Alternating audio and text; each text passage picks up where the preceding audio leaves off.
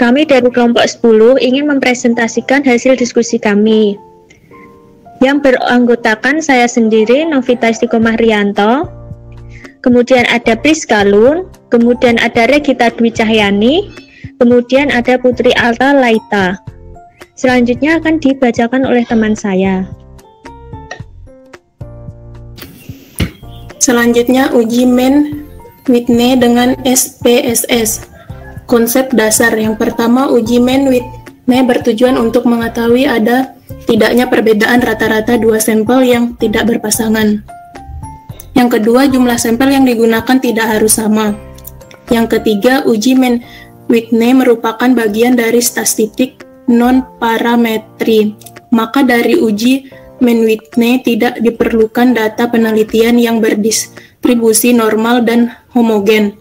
Yang keempat, uji Mann Whitney digunakan sebagai alternatif dari uji independent sample test jika data penelitian tidak terdistribusi normal dan tidak homogen. Selanjutnya akan dilanjutkan oleh teman saya.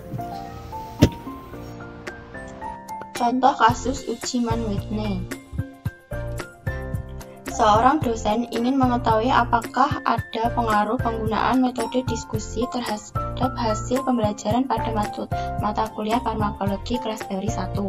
Untuk keperluan tersebut, dosen tidak menggunakan metode diskusi pada kelas teori A dan menerapkan metode diskusi pada kelas teori B. Kemudian, dosen tersebut memberikan ujian untuk masing-masing kelas dengan soal yang sama, maka diperoleh nilai sebagai berikut. Hipotesis, ada perbedaan hasil pembelajaran farmakologi antara kelas teori A dengan kelas teori B. Ini adalah data kelas teori A dan kelas teori B yang akan kita gunakan.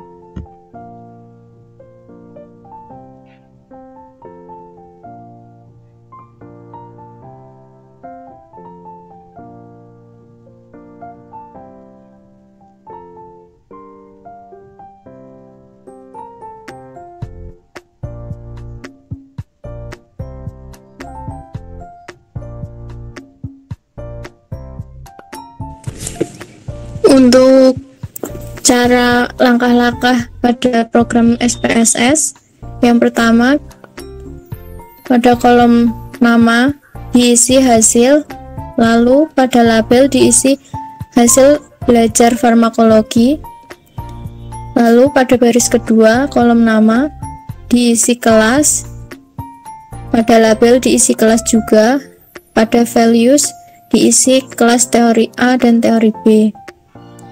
Kemudian masuk ke input data. Di sini hasil nomor 1 sampai nomor 10 menunjukkan hasil belajar dari kelas teori A. Kemudian nomor 11 sampai nomor 20 menunjukkan hasil belajar kelas teori B. Lalu kita analisis, masuk ke menu analyze. Kita pilih non-parametric test, lalu memilih legacy dialog, kemudian to independent sample. Hasil belajar farmakologi masuk ke tes variable list, kemudian untuk kelasnya masuk ke grouping variable. Di sini untuk tes tipe tesnya sudah otomatis masuk ke uji Mann Whitney. Kemudian OK.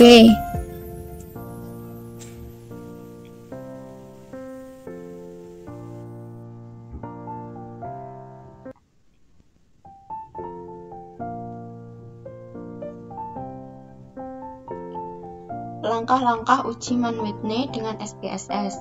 Input data, kemudian analisis, kemudian output SPSS. Dasar pengambilan keputusan Mann Whitney: 1. Jika nilai SPSS kurang dari 0,05 maka hipotesis diterima. 2. Jika nilai SPSS lebih dari 0,05 maka hipotesis ditolak. Hipotesis, ada perbedaan hasil pembelajaran farmakologi antara kelas teori A dengan teori B. Pengambilan keputusan berdasarkan output tes statistik, diketahui bahwa nilai SPSS 2 Taylor sebesar 0,000 lebih kecil kurang dari 0,05, maka dapat disimpulkan hipotesis diterima. Dengan demikian, dapat dikatakan bahwa ada perbedaan hasil pembelajaran farmakologi antara kelas teori A dengan kelas teori B. Karena ada perbedaan yang signifikan, maka dapat dikatakan bahwa ada pengaruh penggunaan metode diskusi terhadap hasil pembelajaran pada mata kuliah farmakologi kelas teori 1.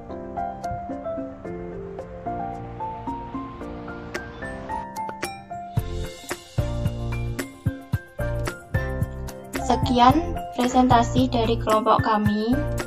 Wassalamualaikum warahmatullahi wabarakatuh.